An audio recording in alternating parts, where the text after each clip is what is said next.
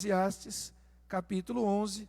A gente pegou o finalzinho do capítulo 11 e o capítulo 12, e de maneira ilustrativa, de maneira metafórica, nós estamos falando sobre as 4 estações da vida. Estamos olhando para as nossas vidas a partir do texto bíblico e olhando, refletindo a partir da vida de Salomão, da sabedoria de Salomão, sobre a infância, a juventude, a chamada fase adulta da igreja, das pessoas, de cada um de nós, e também a velhice. Eclesiastes, capítulo 11, versículos 9 e 10. Achamos? Tem aí para a turma aí no telão. Alegre-se, jovem, na sua mocidade, e que o seu coração lhe dê muita alegria nos dias da sua juventude. Ande nos caminhos que satisfazem ao seu coração e agradam aos seus olhos. Saiba, porém, que de todas essas coisas Deus lhe pedirá contas. Afasta do seu coração a mágoa e remove do seu corpo a dor, porque a juventude e a primavera da vida são vaidade. Capítulo 12, versículo 1. Lembre-se do teu Criador nos dias da sua mocidade, antes que venham os dias maus e cheguem os anos em que você dirá: não tenho neles prazer. Lembre-se do Criador antes que se escureçam o sol, a lua e as estrelas, e as nuvens voltem depois da chuva. Lembre-se dele antes do dia em que tremerem os guardas da casa, os seus braços, e se curvarem os homens que no passado eram fortes, as suas pernas, e cessarem os moedores da sua boca, por já serem poucos, e se escurecerem os que olham pela janela os seus olhos. Até aqui. Nós vimos no primeiro encontro que nós falamos sobre encontrar a felicidade nas estações da vida, nós meditamos a respeito da infância e como nós devemos nos portar como crianças, como nós devemos. O texto bíblico diz que nós devemos lembrar do nosso Criador no tempo da nossa mocidade, que nós devemos nos alegrar nos dias da juventude, e uso o termo aqui da primavera. E nós falamos dos primeiros dias do nosso cristianismo, quando a gente aceita Jesus, a primavera da nossa vida cristã. Quando a gente aceita Jesus, o chamado primeiro amor, quando você acredita de fato na palavra de Deus, quando você corre para os cultos, para as vigílias, para os acampamentos, para as viagens missionárias, aquela criança que não vê a hora de estar junto com o Pai, na casa do Pai, que não vê a hora e sempre pede algo mais, né? As crianças, de novo, só mais uma vez, outra vez. E houve um momento da nossa primavera da fé que era assim. A gente queria ouvir mais uma vez, a gente queria cantar mais uma vez, a gente queria testemunhar mais uma vez, a gente queria estar mais uma vez no culto. Falamos a respeito do perfil da criança, que Jesus vai dizer que nós precisamos nos tornar, porque dos tais é o reino dos céus, que nós precisamos perdoar com facilidade, porque as crianças assim são, estão brigando, os pais se descabelando ali, brigando entre eles, adultos, e daqui a pouco, as 2 crianças que estavam ali em dificuldade estão correndo, estão brincando, jogando bola, brincando de videogame, e assim por diante, porque a criança não guarda rancor, a criança perdoa. E na nossa primavera da fé, nós também éramos assim. A palavra de Deus vai dizer em Colossenses que devemos suportar uns aos outros, que devemos perdoar mutuamente, assim como Cristo nos perdoou. E as crianças também têm uma alegria ímpar, fazem as coisas de maneira espontânea, não precisa ninguém ficar mandando que ela corra, que ela se alegre, que ela se suja.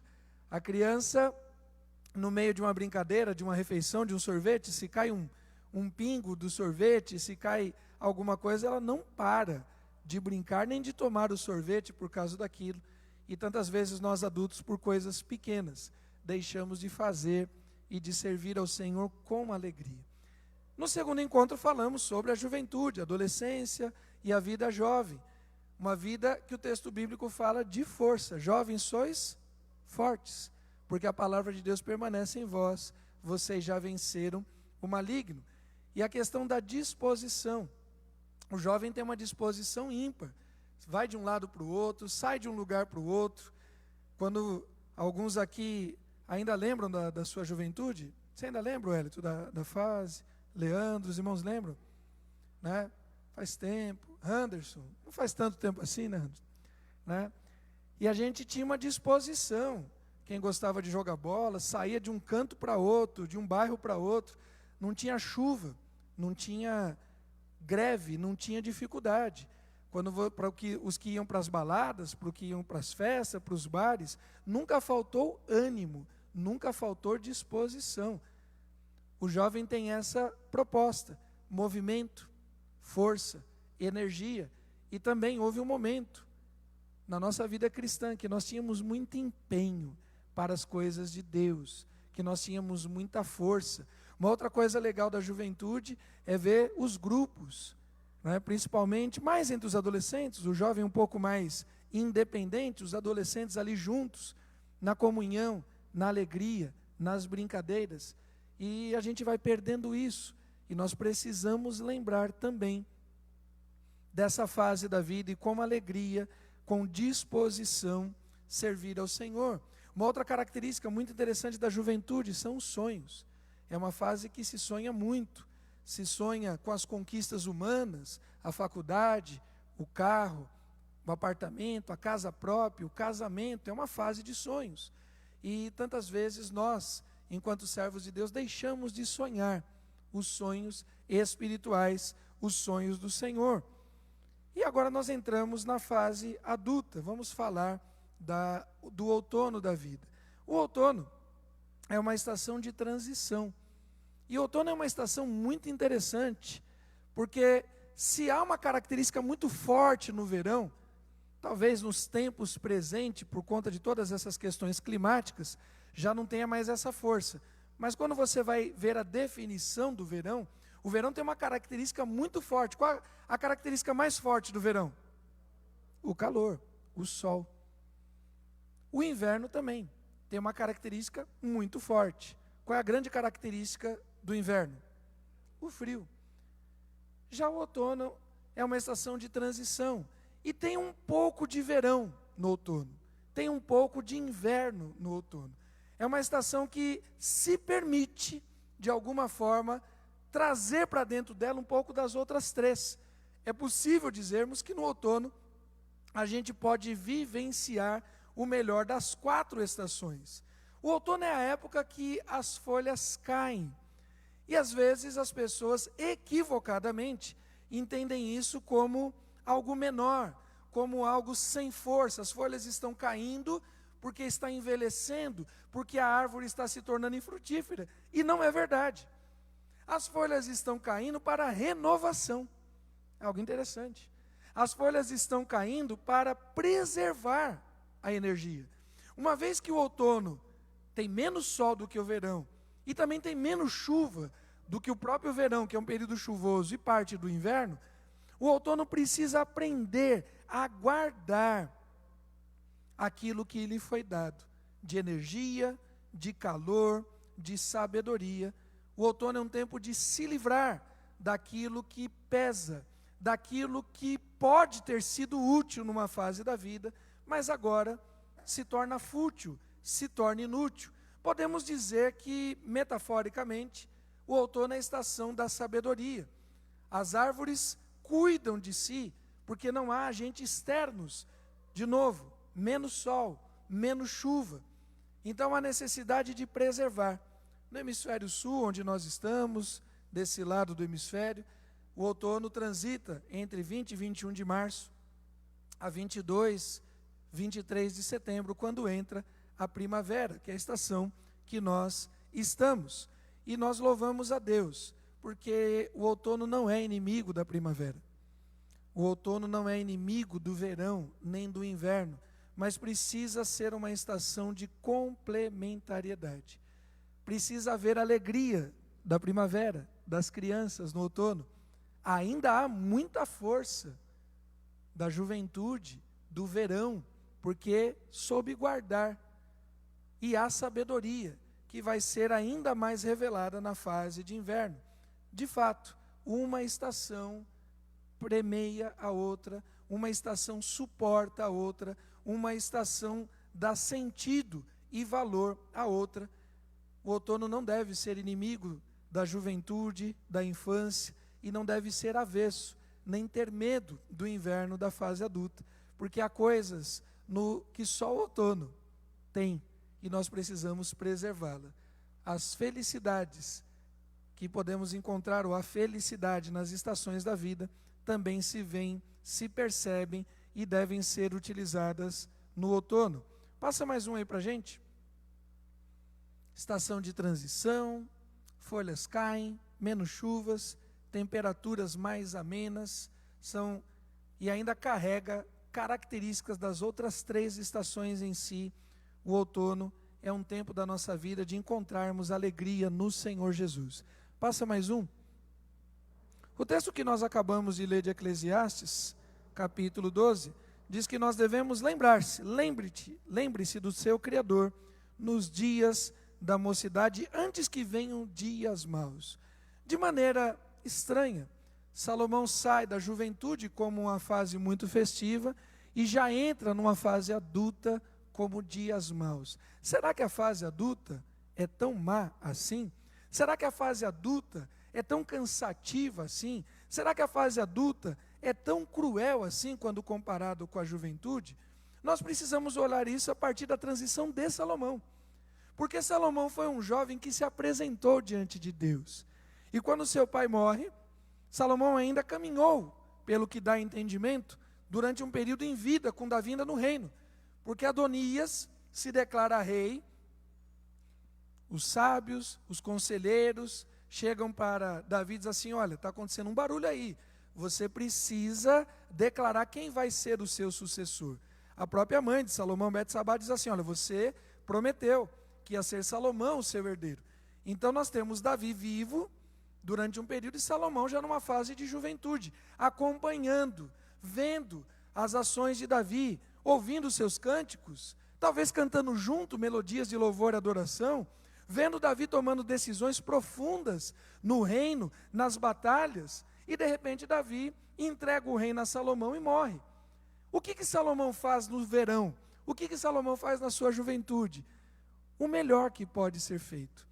Talvez alguns daqui dos irmãos não tiveram essa oportunidade de ter a sua juventude em Cristo, a sua juventude na fé, mas Salomão teve.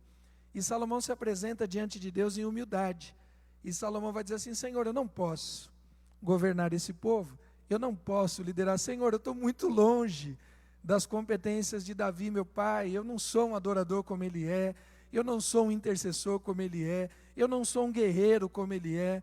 Senhor, me ajuda. E essa atitude do coração de Salomão na sua juventude lhe garantiu coisas extraordinárias na vida adulta. Mas quando Salomão declara: lembra-se do seu Criador nos dias da mocidade, antes que venham os dias maus, porque Salomão tornou os seus dias maus. A vida adulta não é ruim, a vida adulta não é uma tragédia. Os cabelos trocam de cor, não é isso? Apesar que tem gente que pinta, né? Mas tudo bem. Há um desgaste físico da pele, há um certo enrugar, há uma certa diminuição até de tamanho, né? As pessoas vão diminuindo, a força física já não é mais a mesma, só que Deus continua sendo o mesmo. Quando Salomão diz assim: lembra-te do teu Criador, é porque quando eu e você evocamos o nome de Deus hoje, nós trazemos toda a história da eternidade para presente, porque Deus é o mesmo ontem, hoje e será para todo sempre.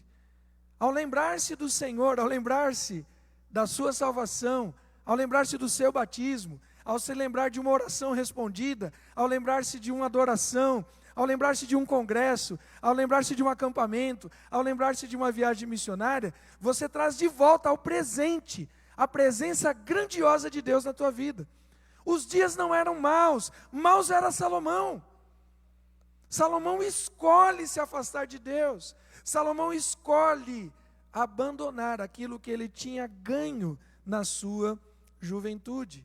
A força, não dos braços do jovem, mas a força da alegria do Senhor.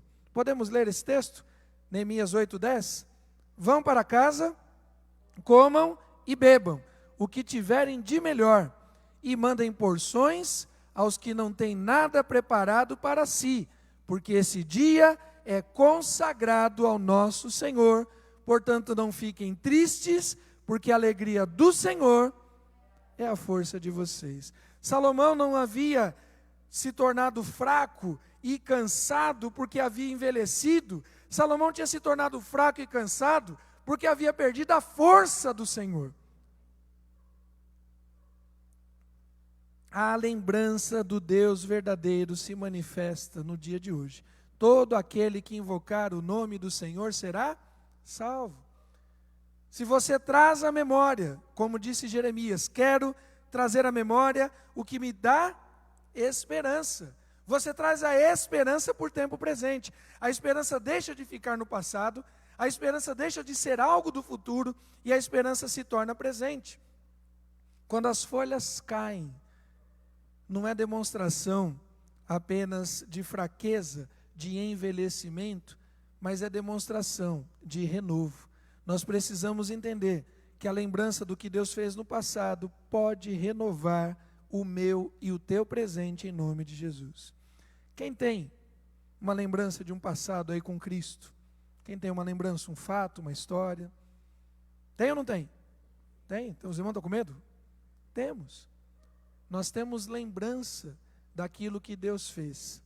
Quando Davi está sendo perseguido por Saul, esse é um texto muito significativo da palavra de Deus. Davi era uma espécie de jovem aprendiz, né? Davi não devia estar trabalhando na região da Palestina. Davi devia ser um jovem aprendiz de São Paulo, né?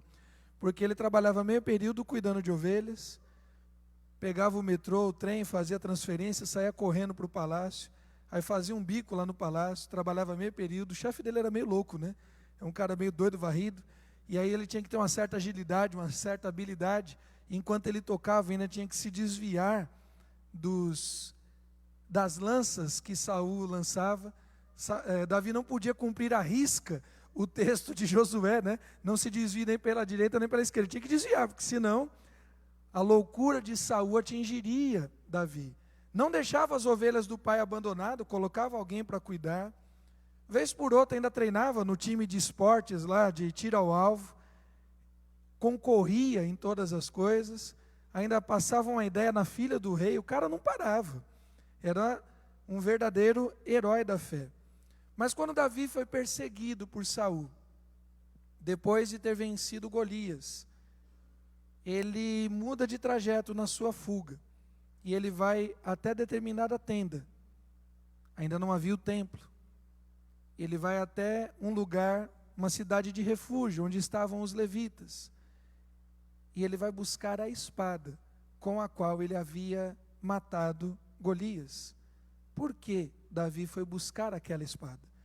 Quando ele chega naquele lugar, o sacerdote vai dizer assim para ele: olha, só tem uma espada aqui, aquela que você guardou, aquela com que você matou Golias. E Davi vai dizer: outra igual a essa não tem. Porque ao pegar aquela espada, ele trouxe à memória toda a presença de Deus. Ele trouxe a aversão, ele trouxe a afronta dos inimigos, ele trouxe aquela fala de 40 dias, uma fala dupla, porque Golias falava de manhã e de tarde, fazendo afronta ao exército do Deus vivo, mas ele trouxe também a ação de Deus, que deu a vitória para ele. Querido, vez por outra, você precisa voltar no seu passado e resgatar uma memória de fé, e resgatar um testemunho de fé, e resgatar uma cura que Deus fez na sua vida, e resgatar uma porta de emprego que Deus abriu no momento onde não se tinha, e resgatar um livramento que Deus fez, para trazer um renovo no dia de hoje, porque de novo, aquele Deus do passado, Ele não muda, Ele é o mesmo hoje, é o mesmo ontem, e será para todo sempre. Você crê nisso? Querido, traz à memória o dia que você aceitou Jesus. Quem aceitou Jesus, quem lembra de ter se convertido em casa? A irmã Denise se converteu em casa. Foi ouvindo alguma pregação, foi ouvindo um cântico, como foi, irmã Denise? Eis que estou à porta e bato literalmente. Glória a Deus, glórias sejam dadas. Quem aceitou Jesus num culto de semana? Um culto de estudo bíblico, um culto de mulheres, um culto de homens, né? Como que foi a tua história, Wellington? Glória a Deus. Culto que às vezes as pessoas desprezam, abrem mão, não trazem um visitante num culto de semana. Quem aceitou Jesus num culto público? Praça, escola, shopping. Alguém aceitou Jesus num culto público? Quem aceitou Jesus num acampamento? Quem teve uma experiência? Esse foi o meu caso. Eu aceitei Jesus num acampamento, quando eu tinha algo em torno de 12 anos.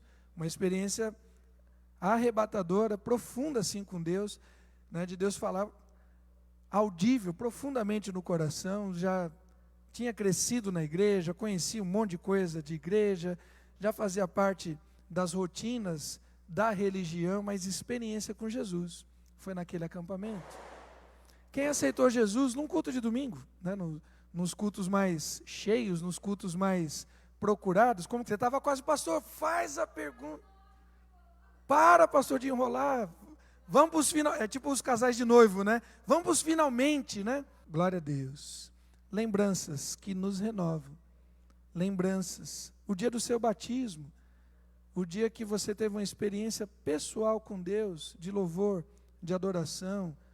Um dia que você testemunhou de Jesus para alguém e aquela pessoa se converteu. Quem nunca teve uma experiência dessa precisa ter.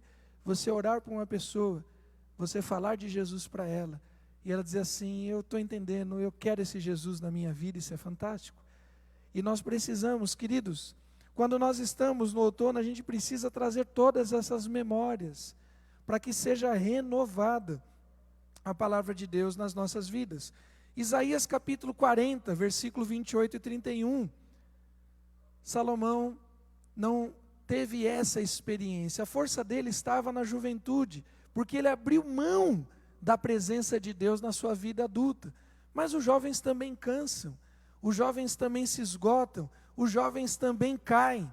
E se o jovem não cai, quando a gente está jogando bola, a gente derruba ele, que é para ele não passar, né, Neno? Agora a gente pica o rodo mesmo, não dá para correr mais atrás. Né, Eleazar? Passou, pica o rodo, não vou ficar correndo mais atrás, né? Já passou essa fase. Isaías, capítulo 40, versículo 28 a 31. Será que você não sabe, nem ouviu, que o eterno Deus, o Senhor, o Criador dos confins da terra, nem se cansa, nem se fadiga? A sabedoria dele é insondável. Ele fortalece o cansado, multiplica as forças ao que não tem nenhum vigor. Os jovens se cansam e se fadigam, os moços e exaustos caem, mas os que esperam no Senhor renovam, me ajudem, renovam, sobem com asas como águias, correm e não se cansam, caminham e não se fadigam. Queridos, quando as folhas caem, não é porque nós estamos perdendo o valor, não é porque não vai gerar mais fruto, é tempo de renovação. É tempo de preservar a energia também para o inverno. É tempo de guardar as experiências. Talvez as folhas caindo representem um pouco da vaidade da juventude, que é própria da juventude e até certo ponto é útil na juventude, mas que se torna vã, tola, inútil numa vida adulta. O jovem, as folhas precisam ser apresentadas, precisam ser exibidas. E de novo, isso faz sentido na fase adulta, isso faz sentido na primavera. As crianças que querem ser vistas, que querem ser percebidas, que precisam constantemente ser elogiadas, o adolescente, o jovem, para ganhar anticorpos emocionais, para vencer as crises emocionais, o pânico, a depressão, para sentir o valor dele. Isso tudo tem a ver com a primavera e com o verão, mas no outono não, querido. A árvore já está grande, a árvore já está enraizada, A árvore já está estruturada, você já deu frutos, você já está numa fase de renovação. Você não pode ficar de mimimi com Deus. Você não pode ficar com coisas menores na sociedade. Ah, ninguém me ama, ninguém me quer. Ah, mas o pastor não me cumprimentou quando eu cheguei. Ah, mas o irmão não olhou do meu lado. Ah, mas a pessoa... Querido, isso é primavera e verão. A gente está numa fase da vida que a gente precisa entender outras coisas do reino de Deus. Não podemos mais ficar com coisas da primavera e do verão, aguardando, cheio de flores coloridas, que as pessoas precisam cheirar, que as pessoas precisam elogiar, que as pessoas precisam ver e perceber. Essa fase da vida já passou. E para o jovem, para o adolescente, para a criança, eu nem vejo que isso é pecado. Faz parte, é importante. E às vezes a gente faz algumas coisas com os meninos e meninas da igreja, justamente para que eles apareçam mesmo, para que eles se destaquem, para que eles cresçam na presença de Deus, para quando chegar no outono, eles tenham histórias para contar, e eles possam renovar a sua fé e a sua esperança. Que nós possamos nos posicionar. Talvez o outono tenha menos movimento, menos calor, menos agito, mas no outono tem mais vento, no outono tem mais da ação do Espírito Santo de Deus nas nossas vidas, sim ou não? Nós precisamos. O texto que nós lemos, base de Eclesiastes capítulo 12, vai dizer, entre outras coisas, que para lembrarmos do nosso Criador nos dias da mocidade, antes que cheguem os dias maus, lembre-se antes que escureçam o sol e a lua. Passa mais um. Quando o sol se escurece, um outro tipo de luz surge. Tudo bem que a luz da lua não é própria, é verdade. A luz da lua é o reflexo do sol, porque nada pode impedir que o sol brilhe. Nem um planeta que se posicione à frente, nem as nuvens, nada pode impedir o brilho. E no outono, a gente entende mais isso do que no verão. A gente entende mais a ação do sol, porque diminui aquele calor, diminui aquela intensidade, diminui o movimento, para que os frutos possam ser gerados e colhidos em nome de Jesus. O verão não é tempo de colher fruto. O verão é tempo de movimento, é tempo de agito, é tempo de alegria, é tempo de trabalho. Mas é justamente quando a luz está mais tênue, quando a luz está mais baixa, é justamente depois do sol, é justamente depois da chuva que vem a colheita. A palavra de Deus diz que nenhum trabalho no Senhor é em vão. Aqui faltou atualizar o texto. 1 Coríntios 15, 58. Vamos citar esse texto juntos? 1 Coríntios 15, 58. Portanto, meus amados irmãos, sede firmes e constantes, sempre abundantes na obra do Senhor, sabendo que no Senhor o trabalho de vocês não é em vão. Talvez, de novo, muito agito, muito movimento na juventude, de novo é necessário. E a gente cria oportunidades para que o jovem apareça, para que ele se destaque. E tem louvor, e tem coreografia, e tem teatro, e tem viagem missionária, e tem impacto, e tem ações sociais, isso, aquilo outro. Mas e os frutos? Nem sempre acontece na mesma estação. É necessário um tempo de amadurecimento da terra, é necessário de um tempo de amadurecimento da própria semente, é necessário um tempo de maturação, mas é garantido que nenhum trabalho no Senhor é em vão. Por que Salomão está tão chateado com a vida adulta? Salomão está chateado com a vida adulta porque ele não está colhendo frutos, porque aquela juventude de humildade, que ele se apresenta diante de Deus e diz assim: Senhor, me usa, Senhor, não sou eu, não é a minha capacidade, eu não tenho capacidade para conduzir esse povo, Senhor, me usa, faz de mim. Quando Deus dá sabedoria, que é o que Salomão pede, e completa tudo que Salomão não pediu, Salomão não usa aquilo de maneira plena para louvar o Senhor.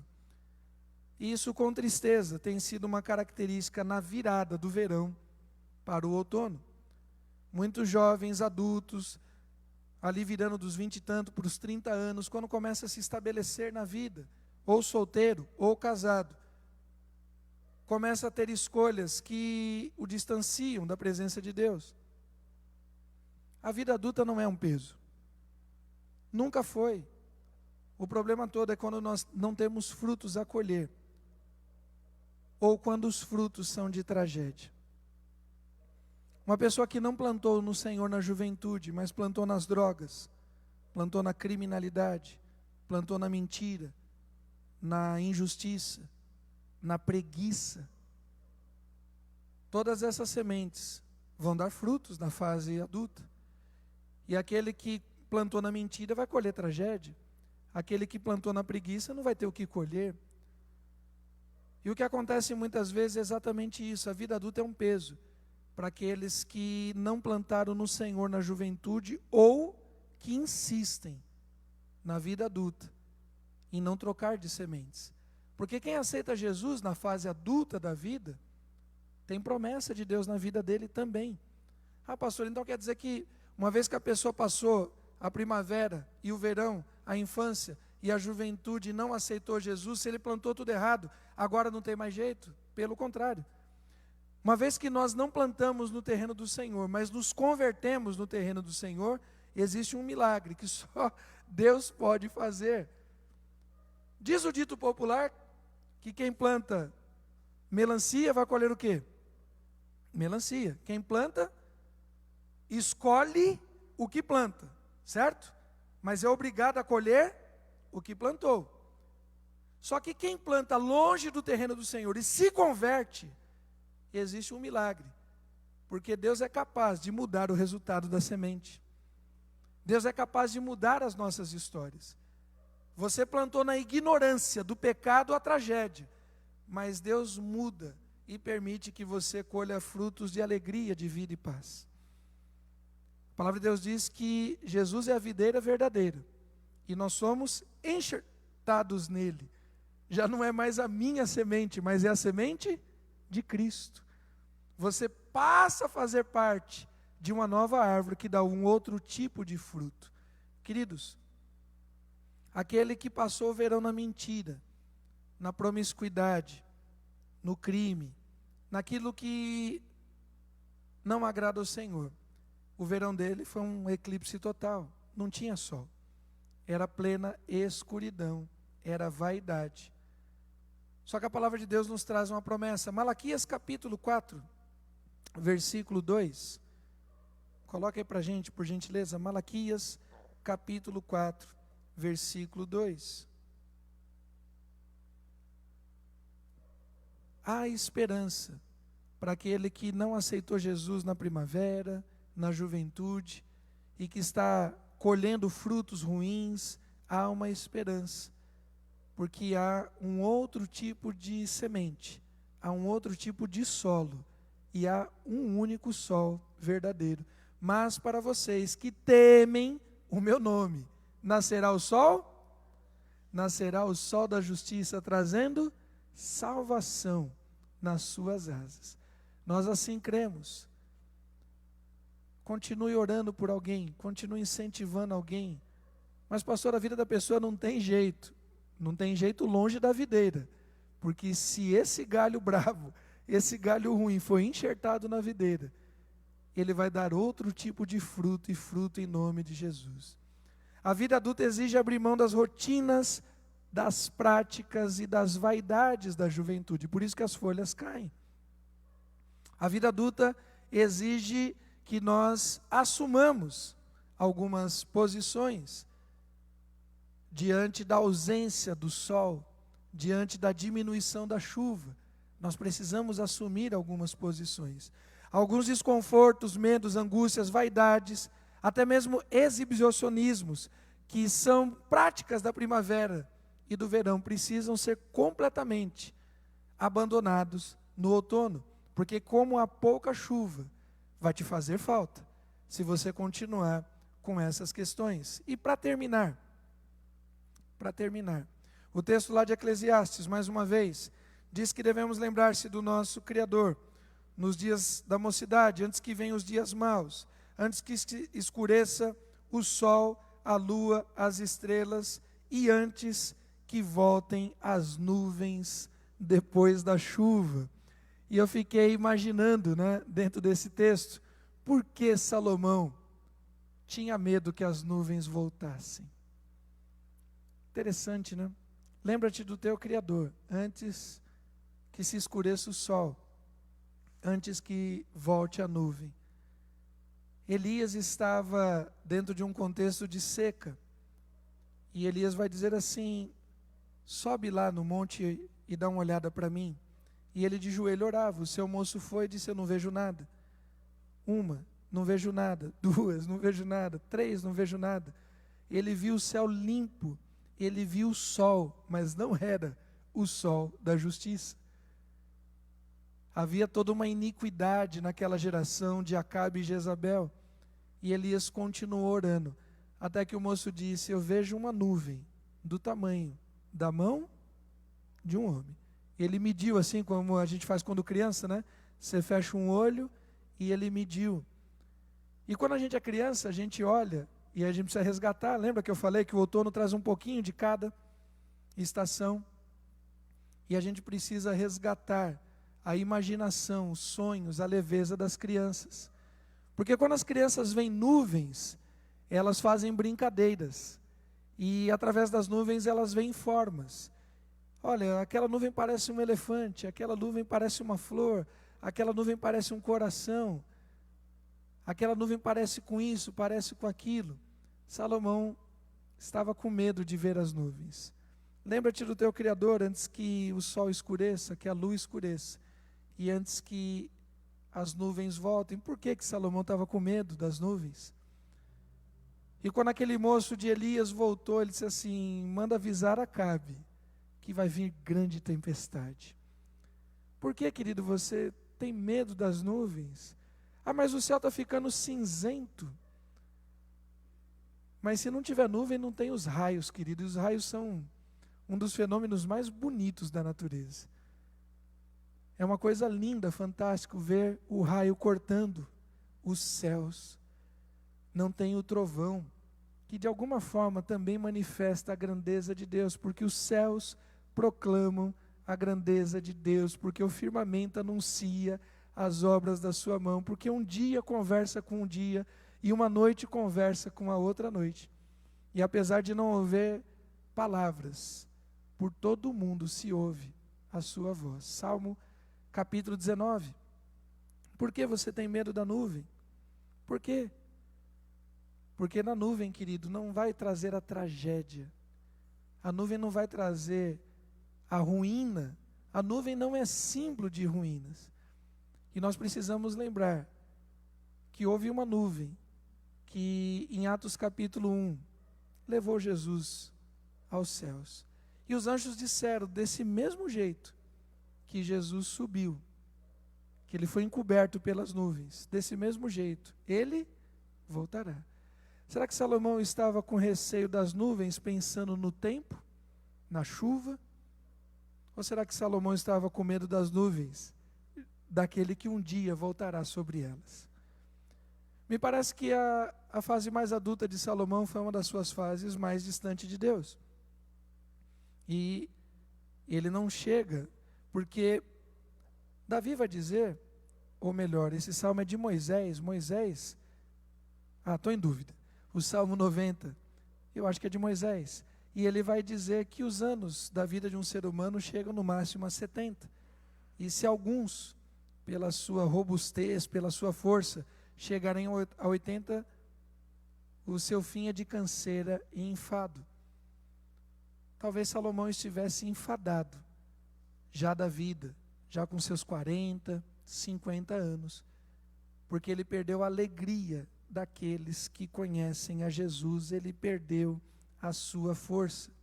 E o texto bíblico de Marcos capítulo 13, versículo 26, vai dizer que a gente deve olhar para as nuvens. Podemos ler o que está escrito? Então, vamos de novo, está ruim, vamos de novo.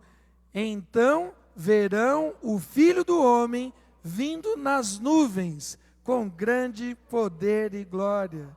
Nós não temos medo das nuvens, pelo contrário, a gente está esperando o céu fechar mesmo, porque na hora que o céu fechar, algo vai rasgar o céu. Mateus vai dizer que como um relâmpago que sai do Oriente e se mostra no Ocidente, o Senhor Jesus vai aparecer de uma maneira tal que todo olho verá. Nós não tememos a fase adulta da vida e nem o inverno, porque não importa em que fase da vida nós estejamos, importa com quem nós estamos andando.